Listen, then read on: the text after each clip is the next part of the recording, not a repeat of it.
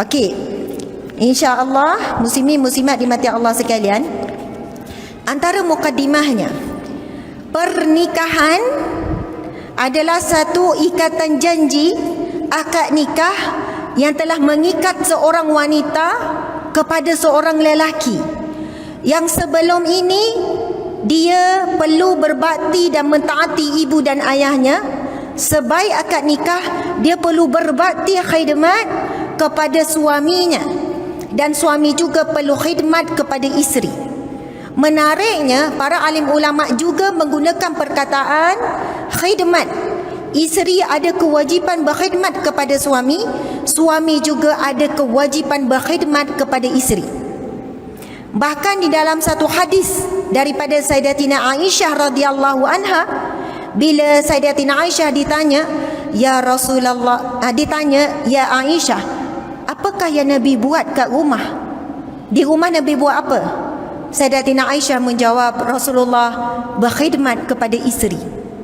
Jadi pertama, betulkan, bukan isteri saja ada kewajipan khidmat kepada suami, suami juga ada kewajipan untuk khidmat kepada isteri. Sebab itu ikatan akad nikah itu adalah perjanjian yang dibuat dengan Allah. Bukan hanya perjanjian dibuat dengan ibu ayah wanita untuk dijaga isteri ini, tetapi perjanjian itu di dalam Al-Quran disebutkan adalah satu janji dengan Allah Subhanahu wa taala. Sebaik akad nikah, mereka berjanji untuk saling memberi khidmat, tolong menolong, at-ta'awanu 'alal birri wat taqwa. Tolong menolong dalam menguruskan urusan rumah tangga ataupun dalam memudahkan urusan amal ibadah dan juga amal soleh. Subhanallah. Dan kesilapan besar apabila kefahaman mengatakan bahawa bila akad nikah, kamu dah jadi isi orang ni, jadi kamu kenalah pandai urus rumah tangga. Betul, bukan tak betul kesilapan tu. Cuma kesilapannya adalah seolahnya bila je nikah, isteri ni diperlakukan seperti bibi, dia perlu buat semua kerja rumah. Seolahnya itu adalah pilihan, seolahnya tidak ada pilihan. Kalau isteri enggan buat, suami kata berdosa sebab itu tanggungjawab. Jadi ia bukan satu kontrak menukarkan isteri itu sebagai satu bibi. Minta maaf ya, bukan nak rendahkan kedudukan bibi, tetapi sebenarnya kedudukan seorang isteri itu sangatlah tinggi menurut pandangan agama Islam. Subhanallah. Okey, saya nak bacakan pendapat yang pertama, iaitu mazhab Hanafiyah, mazhab Hanafi, sebelum kita pergi kepada mazhab Syafi'i, sebab saya ikut turutan dalam buku ni. Satu daripada kitab fiqh yang muktamad dalam mazhab ini adalah Bada'i Asy-Syana'i. Kitab ini disusun oleh ulama besar mazhab Hanafi, iaitu Imam Al-Kasani. Menyebutkan sekiranya seorang suami pulang membawa bahan makanan yang perlu dimasak dan diolah, bahan mentah lah, namun isterinya enggan memasak atau mengolahnya, bawa balik gandum suruh buat donat ke, tapi isteri tak nak buat, maka si isteri tidak boleh dipaksa melakukannya. Si suami diperintahkan supaya membawa pulang makanan yang sudah sedia untuk dimakan. Subhanallah, kenapa lambat Ustazah tahu? Masya Allah. Ini pendapat yang masyhur, yang kuat daripada ulama besar mazhab Hanafi. Sekiranya suami bawa balik bahan mentah, kemudian isteri enggan, bang tak larat lah bang, malih lah, walaupun sebab malas, enggan, saya macam nak rehat-rehat lah, tak nak lah, maka suami tidak boleh dipaksa, memaksa isteri supaya melakukannya. Si suami diperintahkan, maksudnya si suami dikehendaki supaya membawa pulang makanan yang sudah sedia untuk dimakan, kerana antara kewajipan suami adalah memberi nafkah makanan. Subhanallah, Allahu Akbar. Dan disebutkan oleh alim ulama, antara khidmat terbesar ataupun pahala yang sangat besar bagi seorang suami dalam sebuah rumah tangga adalah menyiap dan menyediakan makanan untuk ahli keluarga. Bukan semestinya masak, bawa balik makanan siap, tetapi yang diyakini halal dan thayyibah. Dan itu adalah satu bentuk khidmat seorang suami yang pahalanya sangat besar. Baiklah, seterusnya dalam kitab Al-Fatwa Al-Hindiyah, Ini juga di bawah imam besar dalam mazhab Hanafiyah menyebutkan, sekiranya seorang isteri berkata, saya tidak mahu memasak dan membuat roti, maka dia tidak boleh dipaksa supaya melakukannya. Si suami perlu memberi si isteri makanan yang sudah sedia untuk dimakan ataupun menyediakan seorang pembantu bagi memasak. Masya Allah, Allahu Akbar. Okey, ada orang kata, Ustazah, kita mazhab Syafi'i, kita tak rujuk mazhab-mazhab lain. Sekarang kita baca pula pendapat mazhab Syafi'i di dalam kitab Muhazzab. Satu daripada kitab rujukan yang sering digunakan adalah Al-Muhazzab karya Asy-Syirazi. Karya Asy-Syirazi, kitab syarah atau penjelasan kepada Al-Muhazzab, ada ditulis oleh Imam Nawawi, menyebutkan seorang isteri tidak wajib berkhidmat seperti membuat roti, memasak, mencuci dan pelbagai lagi bentuk khidmat yang lain. Ini kerana apa yang ditetapkan dalam pernikahan adalah istimta', iaitu kewajipan untuk memberi layanan hubungan suami isteri. Maka sebarang bentuk layanan lain adalah tidak termasuk dalam kewajipan, tetapi di dalam bentuk ihsan. Jika isteri melakukannya, diberi pahala yang sangat besar. Wanita sekalian muslimat, Masya Allah, kewajipan yang paling jelas sehingga akan mendatangkan laknat Allah. Dalam hadis yang sahih, wanita yang menolak ajakan suaminya untuk melakukan hubungan suami isteri, jika dia menolak tanpa alasan syar'i, kalau sakit, suami paksa, berdosalah suami. Tapi jangan dibuat-buat sakit.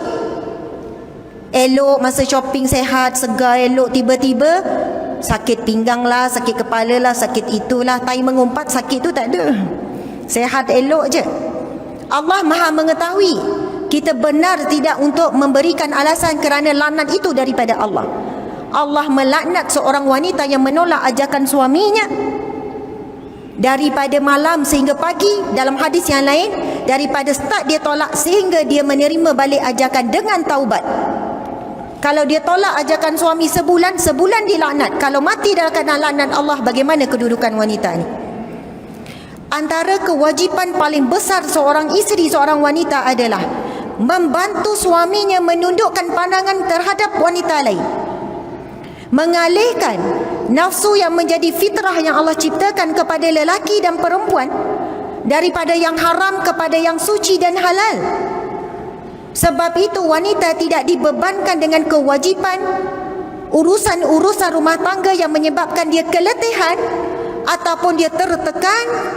Jaga anak, penat dengan kena anak, lepas tu nak masak lagi, sambil masak dukun anak, nak kacau ini.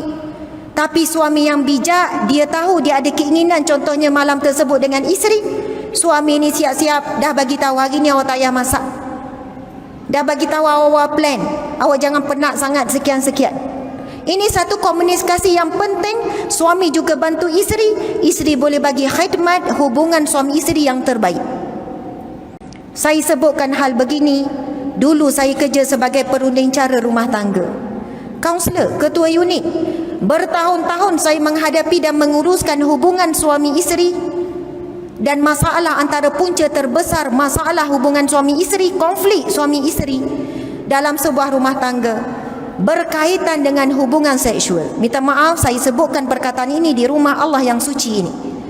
Namun para ulama silam yang terdahulu menuliskan banyak kitab berkenaan perkara yang melibatkan hubungan suami isteri. Pernah satu ketika seorang sahabat Nabi bertanya kepada Rasulullah. Sahabat Nabi ini sangat miskin, al-fuqara wal masakin, sangat susah, sehingga kan tidak ada sedikit pun harta di rumahnya untuk melakukan sedekah. Lalu dia bertanya, buku ni akan digunakan selepas ni. Lalu dia bertanya, ya Rasulullah, untungnya orang-orang kaya, aku solat, mereka juga solat, aku bersedekah, mereka juga bersedekah ya Rasulullah. Saya puasa, mereka juga berpuasa, saya zikir, mereka juga berzikir. Saya baca Quran, mereka juga baca Quran. Tetapi ya Rasulullah, untung orang kaya, mereka banyak boleh bersedekah, macam Saidina Umar, macam Saidina Abu Bakar, macam Saidina Uthman. Semua tu kaya-kaya belaka, peniaga, banyak harta, banyak sedekah. Subhanallah. Kemudian, tetapi ya Rasulullah, saya tak mampu bersedekah kerana tidak ada apa untuk sedekah. Lalu Nabi bersabda, bagi kamu yang tak ada harta ni, subhanallah, alhamdulillah, Allahu akbar, pahala sedekah buatmu. Dan kamu menjima isterimu, maksudnya melakukan hubungan suami isteri dengan isterimu, diberikan pahala sedekah. Ini disebut dalam kitab 50 wasiat Rasulullah kepada para wanita dalam banyak kitab. Ini hadis yang masyhur. Kemudian sahabat ini bertanya, ya Rasulullah, adakah mengikut hawa nafsu juga adalah dikira ibadah? Sebab kita merasakan hubungan suami isteri itu dikira sebagai mengikut hawa nafsu. Itu kan kerana keinginan nafsu. Sebab itu ada isteri bila datang mengadu depan saya, suami mengadu dia tidak dapat layanan yang sepatutnya daripada isteri dalam hubungan suami isteri. Sebab umur dah 40 lebih, dah 50 lebih. Isteri ni jawab apa? Abang, kubur dah nak panggil dah, istighfar lah banyak-banyak, jangan duk ikut hawa nafsu tu. Dia nasihat suami dia. Saya terus kata, puan, ini kewajipan dan tanggungjawab nombor 1. Islam bukan nak besarkan sikit-sikit nafsu hubungan suami isteri, tetapi kerana khidmat tersebut memberikan ketenangan kepada jiwa lelaki dalam ibadahnya, dalam hariannya.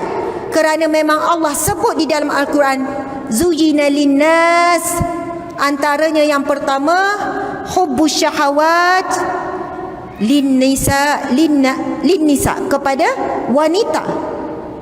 Itu ujian dan cabaran yang pertama, tertarik kepada wanita. Dan jika wanita, isteri ambil berat tentang perkara ini, pahala yang sangat besar. Mungkin itulah khidmat yang menyebabkan dia dapat masuk ke syurga Allah Subhanahu wa taala. Nabi pun menjawab bila ditanya, Rasul, adakah mengikut hawa nafsu itu dikira sebagai ibadah? Lalu Nabi bertanya dia semula, apa pendapatmu jika disalurkan keinginan itu kepada zina? Lalu dia menjawab, maka ia haram dan berdosa. Maka apabila disalurkan kepada yang suci dan halal, maka ia dikira sebagai ibadah. Allahu Akbar. Jadi suami pun ajak ibadah ya malam ni, ibadah. Isteri pula malam tu bangun je terus pakai kain telekung, duk faham ibadah tu. Jadi kena jelaslah juga komunikasi tu.